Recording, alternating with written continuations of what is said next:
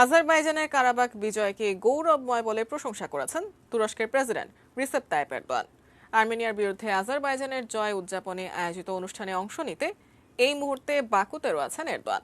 সফরের সময় সামরিক কুচকাওয়াজে নেতৃত্ব দেবেন এবং দেশটির প্রেসিডেন্ট ইলহাম আলিয়েভের সঙ্গে বৈঠক করবেন তুরস্কের প্রেসিডেন্ট।